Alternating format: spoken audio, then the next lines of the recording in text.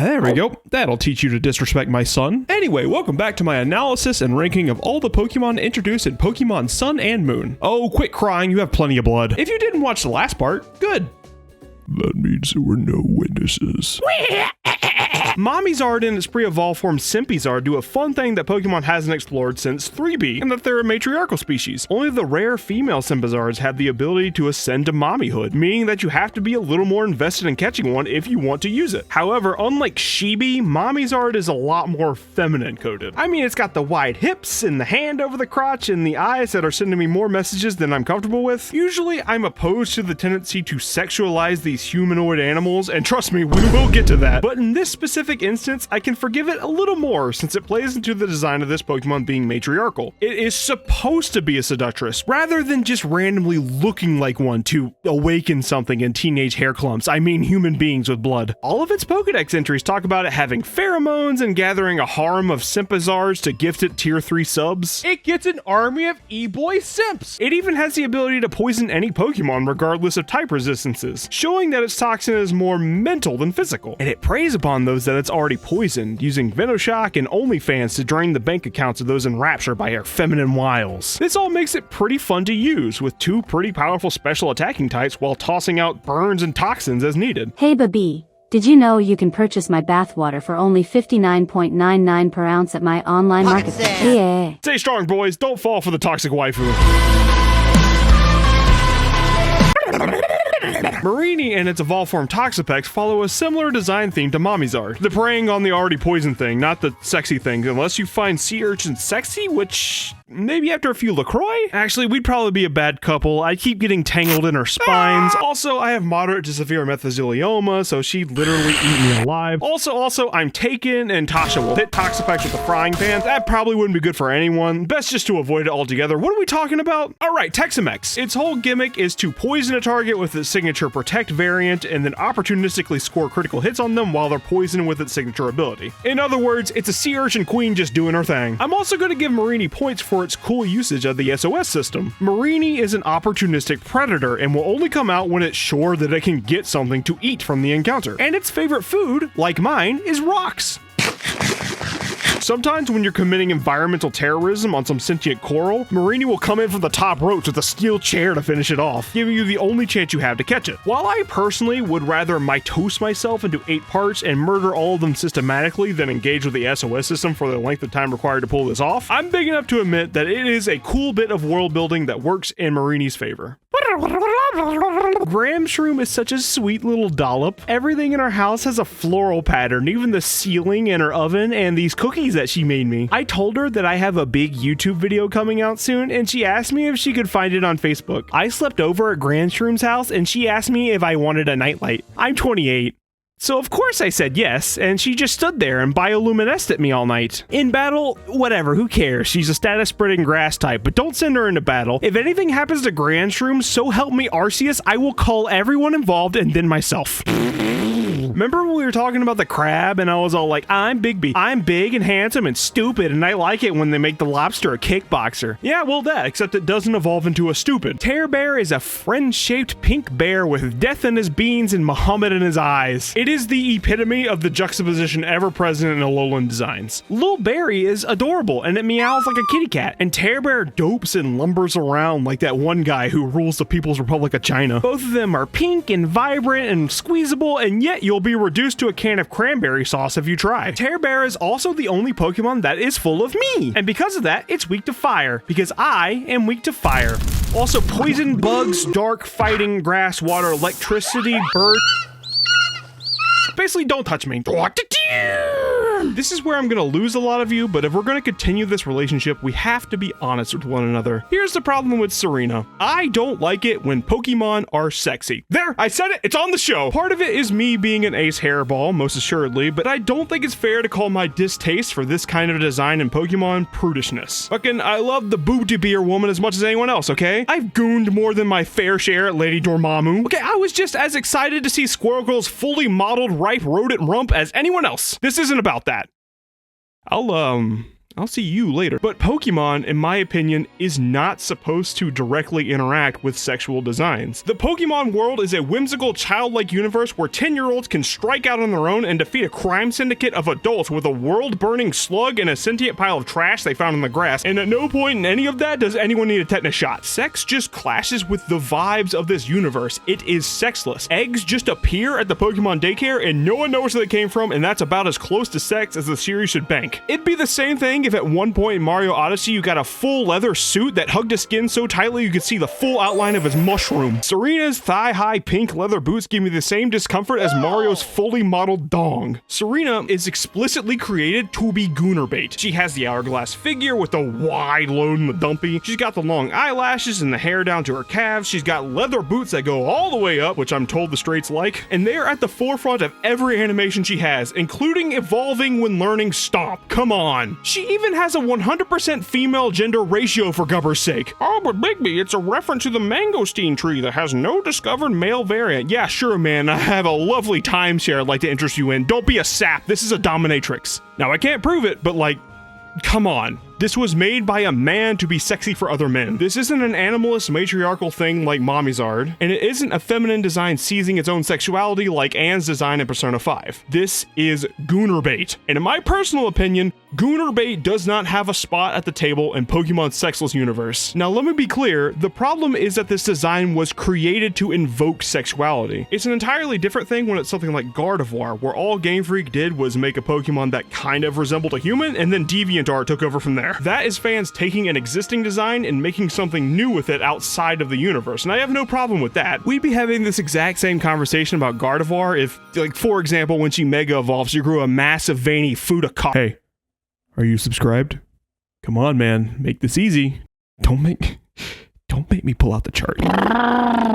Wimpod is like my cat Ozzy. They're both a little ball of anxiety. They're both afraid of everything, including silence and food and the UPS man. And both of them peace out when their HP drops below half. Wimpod has a really fun mechanic around catching it. It's a field encounter back when most Pokemon weren't field encounters. And it can only be challenged if you're able to beat it in a good old-fashioned round of 22 Skidoo. This line's whole gimmick is an ability that gives them a free switch whenever they drop below half health. It's fun to play around because it's not inherently a good thing or a bad thing, and it can give you a feast or famine depending on if you can make it happen at the right time. It's an ability that's only as good as the player that uses it, so I have never seen it go well. I do love how Wimpod has Wimp Out, and that's described as cowardly running away from the battle, and Golisopod has Emergency Exit, which is described as tactically JoJoing out of the battle. And that's another check. Things are looking good. Yeah, you know Golisopod is hanging out with the homies in the Based Bug Boys Brigade. He's just a really strong guy who puts on a tough front, but secretly he's a big softy. Kinda like the trainer most associated with him, Camera Woman from X and Y. Yeah, that sure do be a koala. If Labo is Gen 7's free space, then a koala is B1. I feel like they designed a koala in like 2005 and he's just been sleeping in a warehouse until they ran out of ideas for normal types. I'll give it this, being effectively treated as perpetually asleep is a wild concept for battling, but a koala lacks the tools to do anything with that. It'd be much more interesting on a Pokemon like Musharna. Other than that, this is the face that I make when I don't want you to give me a little kiss, but not enough to stop you. Oh boy, welcome back to the Bigby Bitches About Version Exclusives corner. Look, Geodog already took the brunt force of my hatred for version-exclusive Pokemon, but I need to reiterate, version exclusivity has no place in the presentation of modern Pokemon. This concept used to make the Pokemon world feel a lot bigger and more mysterious, but that was 30 ding-dang years ago, a fact that terrifies me. Pokemon just doesn't have that level of mystery anymore. We all watch the marketing, and most new Pokemon are revealed before the game even comes out, a trend that started in Sun and Moon. The Pokemon are in showdown within a matter of months, and 2-bit assholes like myself make Pokemon think pieces all the goddamn time. The mystery is gone. So what purpose do the version exclusives still serve? Well, they've always done them, and they keep making money doing it, so they keep doing it. They aren't functional to the game model, and they often don't make any sense in the world building. For example, Rangotan makes no sense being a version exclusive. The version exclusivity is supposed to imply rarity, like it's so hard to find that it's just straight up not in some versions of the world. Except no, there's a Rangotan just hanging out putting bugle chips on his fingers in the Aether House in both versions of the game. It's not rare, why can't I catch one? It's so frustrating. Anyway, let's talk about Rangotan. It doesn't have enough face flap. That is a legitimate criticism. Its visual design seems to be that of a channeler or maybe a shaman, someone who uses artifacts like fans to channel some sort of otherworldly energy. Just a pretty basic, specially oriented psychic type that uses normal to negate the ghost type weakness. Rangotan is really nothing spectacular, and it certainly isn't something that's going to sell copies of the other version unless you just really hate football. Passimian is a monkey that like football. There you go, I said everything about it. Honestly, I'm not sure why Passimian and Rangotan are an exclusive pair. They don't really fill the same slot on a team, nor do they have anything in their lore that specifies they can't coexist. It's just illegal for there to be more than one type of monkey on an island. You will get arrested and shot by a firing squad if you import a Simisear to Akala. Dude, no shot there's an actual Pokemon named Turtonator. That sounds like a goofy name that I would make up, but I can't do any better than Turtonator. Fucking Turtonator is a Digimon name. No, I'll do you one better. Turtonator is a mobile phone Telefang name. Ugh, what is this guy's deal?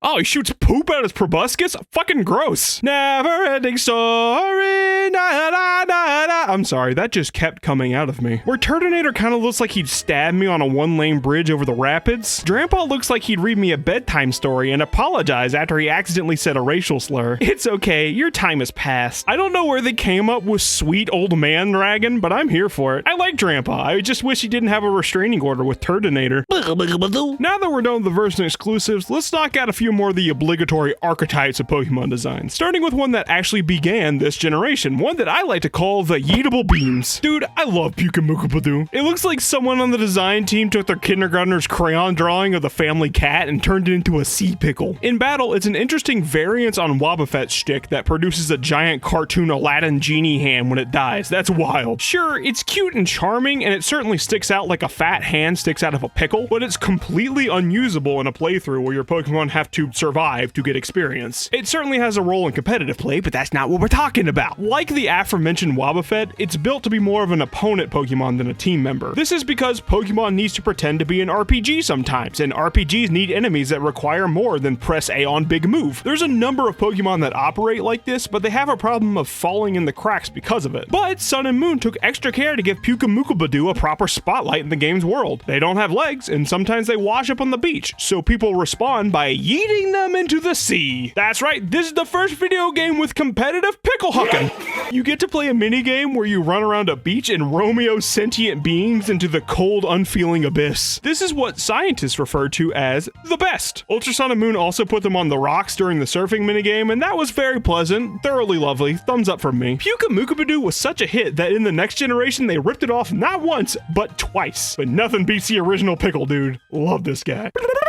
Minior belongs to a design archetype that I like to call gambling addiction. These Pokemon have many distinct forms that are all functionally the same, but some of them are purple, and that drives collectors bananas. I personally think Vivillon is the best of this archetype, but Minior definitely has the best game feel, somehow playing like an actual gachapon game within the mechanics of a Pokemon battle. When you first see these guys, they're covered up by a hard rock shell that you have to break by getting them below half health. Underneath, they're one of the 7 colors of the rainbow, or even all of them if you find a shiny. Now, I am no shiny hunter. I have a doo-doo brown star over my head. I once spent 6 actual hours fishing for a 5% chance dragon scale in Pokemon Emerald. Shiny hunting is not for me. But this... well, I could see why people get addicted to this. How does it perform in battle? It's fine. It's got this thing where it swaps from being a slow tank to a glass cannon when its shell comes off, where your opponent gets to decide when and how that happens most of the time, so it doesn't really feel great to use. It's fine. Not everything has to be viable in battle. This game is an RPG as much as it is a competitive battler, or at least they're trying. And now it's time for the archetype that has the audiences everywhere going, oh, another one? You know them. You tolerate them. It's Pikachu clones. It's a category that hardly needs explanation, so let's get right into Tokachu. Is he better than Pikachu? No, but he is round. No, you can't make me. I'm not going to imitate Brux's cry. I don't want to talk about Bruxish. I don't want to look at Bruxish. I refuse to believe these poll results are real. This election was rigged by the Russian ops trying to interfere with the sanctity of the electoral process. Excuse me, are we looking at the same thing? This is a Technicolor nightmare with the teeth of a sleep paralysis demon and the lips of a smooching Samuel. I don't care what moves it has. I don't care what abilities it has, because this thing is never touching my belt. Bruxish opened my family-sized cereal box, threw in a handful of dead earwigs, and then shook the box. Bruxish found a genie and plans to use all 3 wishes to reset the clock on the 500-year decomposition rate for every disposable diaper in the world at 499-year intervals. Bruxish canceled Infinity Drain. Bruxish poured Monster Energy Drink on your keyboard, and that's why your left shift key sticks sometimes. Bruxish... Oh, what is this? Oh, Bruxish burned down a bee farm. Bruxish wrote the IP protection rules of the Paper Mario series, was forced to follow from Sticker Star onward. Look, I have like 10 minutes worth of awful things that Bruxish did, and if this video reaches 1,000 likes, I'll release the full cut of that as its own standalone video. We have to move on. In the polls, I found out that people really like Jazz, Jazza, and Jazzaga, but I don't know, I've always found this to be a design that's kind of all over the place. Looking at them visually, you can get what they're supposed to be about. Jazzaga is covered in steel drums, so clearly it's supposed to be all about Hawaiian noises, you know, banging on the bongos like a chimpanzee. Yeah, that ain't working, since all the sound-oriented moves are normal type, and this is a dragon fighting type. Jazzaga literally had to make up a new move to have a stab sound move. Aesthetically, his face doesn't work, since steel drum players are supposed to be cool and jolly, and Jazzaga looks like he's one expired coupon away from absolutely losing it at a Target employee. Okay, well, maybe that's just supposed to be armor plating, and Jazzaga is supposed to be like a sound knight. That could work. In fact, his abilities give credence to this, with all 3 of them protecting it from some sort of damage. Except they're all damage sources he wouldn't be worried about anyway. Soundproof protects from sound moves, which, again, normal, not really a source of anxiety. At the point you get him in the story, you're not going to see a ton of bullet-based moves, and if you're in sand, the damage from sand is the least of your worries. Honestly, why is Jazzaga a fighting type? It learns 2 fighting type moves, and one of them was added in Ultra Sun. I don't know, maybe I'm in the minority, I just don't get the appeal for this one. But it doesn't piss me off like Bruxish does, so if it's your favorite, who am I to judge? Now, if Bruxish is your favorite, God will be the one to judge you, and soon. Home stretch, folks. I was thinking we could end this part on my 3 favorite designs in Alola, starting with Yo-Homie. Pop quiz, without looking it up, what type is Yo-Homie? That's right, you don't know, you stupid bitch!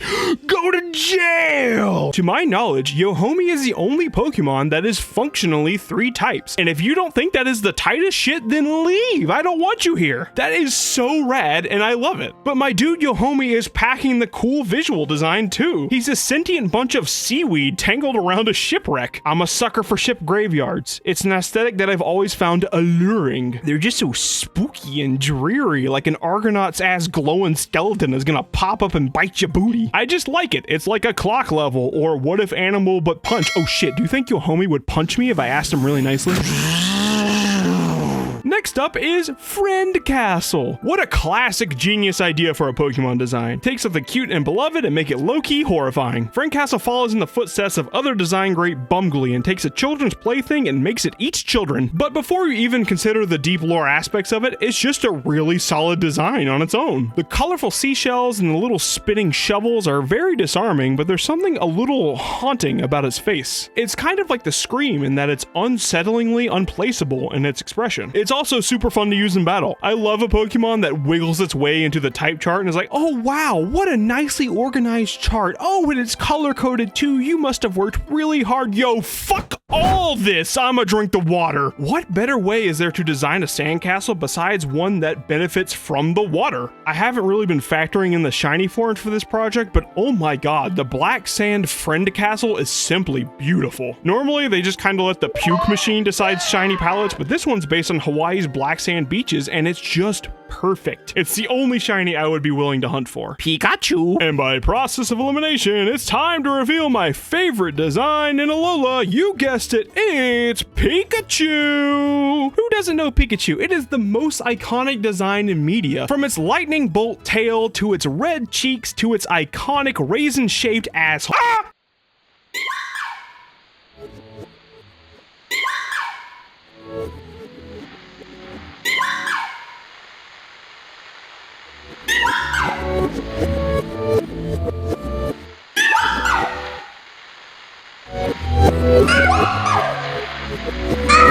Yeah, Mimikyu is pretty rad.